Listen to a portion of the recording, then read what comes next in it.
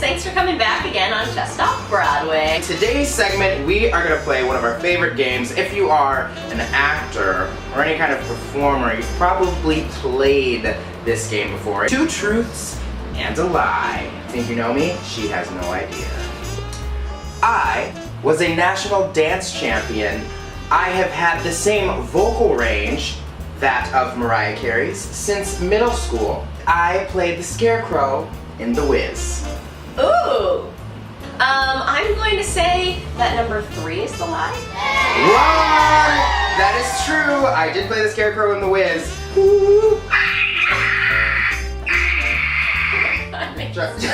That's my whistle tone. I broke my ankle when I was 5.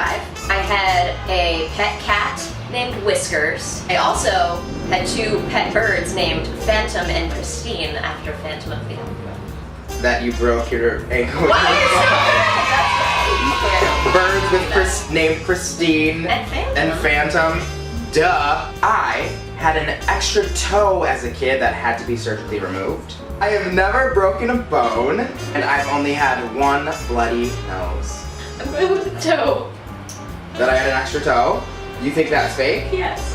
You're right! That's fake. I love coffee.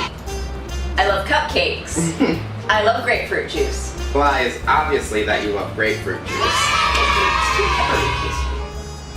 Like salt and pepper? Yeah, I know, it's weird. Oh, okay. My favorite movie is Titanic. I have felt how cold the water was of the ocean when the Titanic sank. And I have auditioned for the Celine Dion Las Vegas show 2 times. I say 3 is not true. That's correct! I sang in Germany. I lived in Hawaii. I was born in Maine.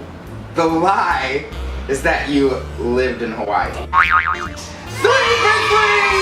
threw on the failure at life, I'm sorry. Okay, so that was the game. 2 truths and a lie. We have a really special guest here. An award-winning musical theater composer. Lyricist. Singer. A songwriter. I mean, what doesn't the guy do? It is the one, the only, Mr. Drew Gasparini! Woo-hoo!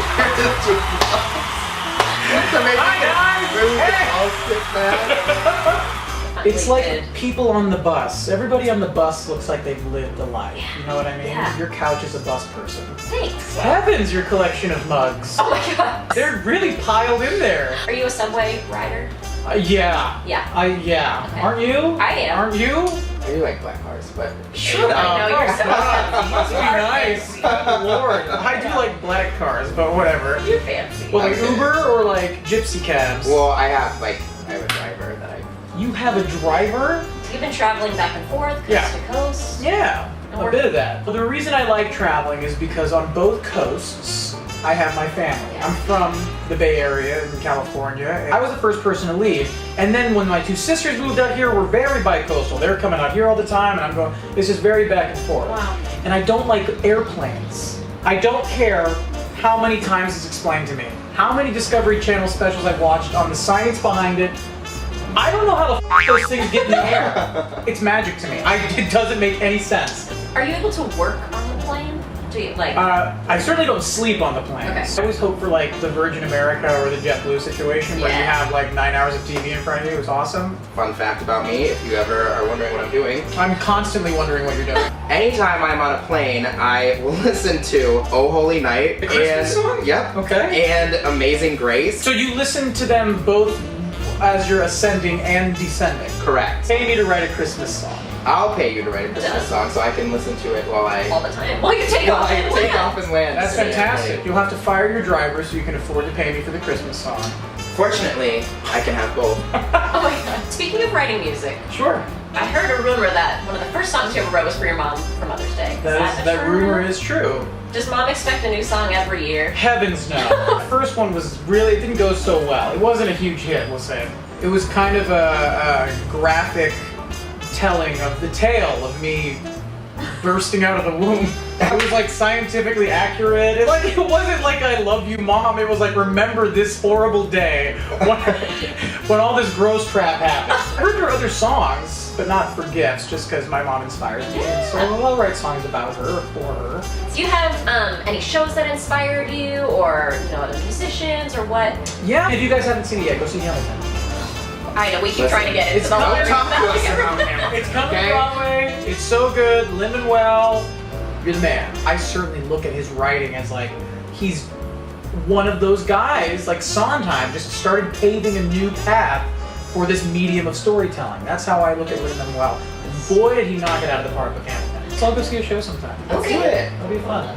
The two guys that I really looked up to a lot, they're about my age-ish, and we're kind of in the same little world of composers, but back then, before I was anything, Joe Iconis and Ryan Scott Oliver. I don't know if you've heard of these composers, but they're immense, game-changing composers. And they were young guys, and they were writing like with a rock edge or with this pop influence, and I was like, that's what I do. Oh my god. Like watching them do that allowed me to feel like it was okay to write my style for theater, instead of trying to like, how can I write a theater song? What I have to offer to put that into a theater setting, now I know that that can work because those guys are doing it. They're writing what speaks to them and putting it into theater.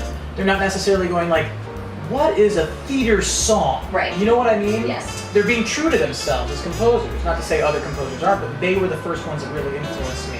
My favorite musical of all time is still West Side Story. When I was in high school, Yes, let's do it. Let's do high school West Side Story stories. I was Maria because I look Puerto Rican. Of course. I went tanning, I dyed my hair.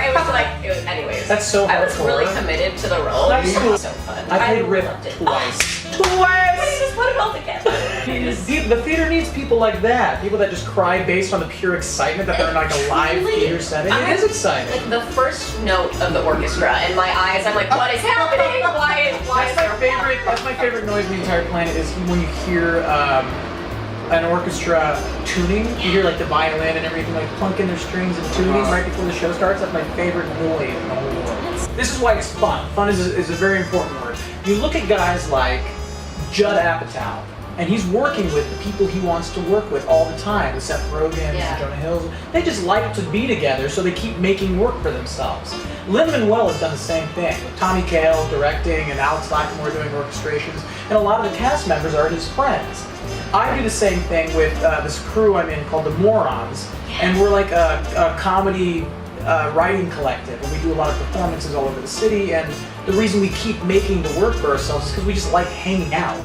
And I love that thought process. Yes. Not like, I have to go get the job. Make the job. And it starts turning into your little empire. And that's what Lin did. And that's what we're all, I think the smart artists are all trying to do that. How did you meet all the guys? I had just started doing theater concerts. Like, I wanted people to know that I was a musical theater writer, not just a singer-songwriter. And so I started asking Broadway performers to sing at my concerts. I've been a fan of Alex Brightman and Alex Kober for a long time, just based on YouTube clips, and I like Hair, and so I knew who they were. And a lot of people, a ton of people, came up and said, "You got to get this guy F. Michael Haney to sing your song." And he's the other moron. There's four of us.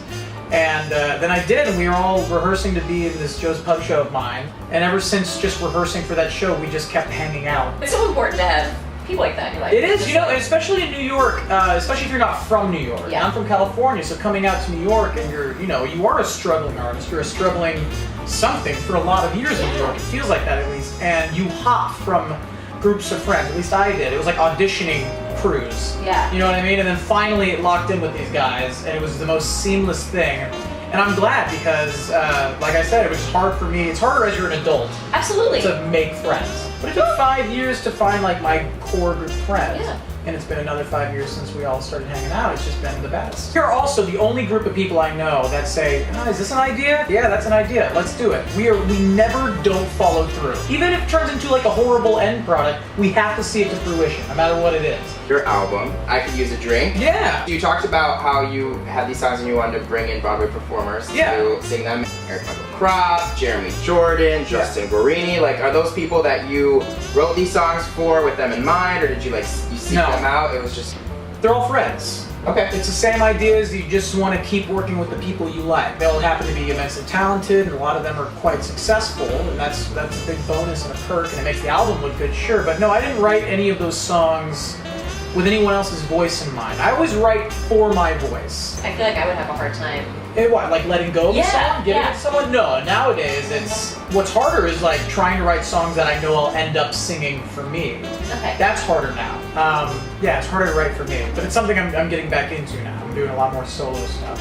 Do you remember your first memory with music? Sure, has to be my mom, because she was a music teacher. Always did this Willoughby Wallaby Woo, an elephant sat on Drew, Baby Beluga. Baby Beluga in the deep blue sea, swim so wild and swim so free. Such a good song. What up? Yes. Great parenting, Mom. Can't even hang out with my friends because I don't know anything. Can't even hang out with my friends. We were playing before you got here this game, Two Truths and a Lie. My father did Civil War reenactments. I just bought a rubber tree. I wrote the song that made Catherine McPhee's character on Smash go crowd surfing. We both like Smash so much. Sorry, I got so excited. You do?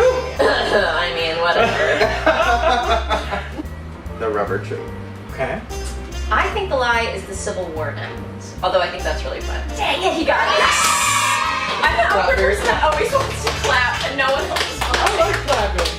And that's what happens when you don't have a second memory card. Always have a backup, viewers. Lesson learned. It was so great to have Drew on the show today. He was so gracious and just what an insanely talented human being. And kind, awesome, all-around guy. So if you want to follow Drew, all of his information is below and you should follow him on all formats because he's awesome. Thank you guys so much for tuning in again to Just Off Broadway. Make sure you follow us, subscribe to us, and of course it really helps us out. If you like this video, give it a huge thumbs up.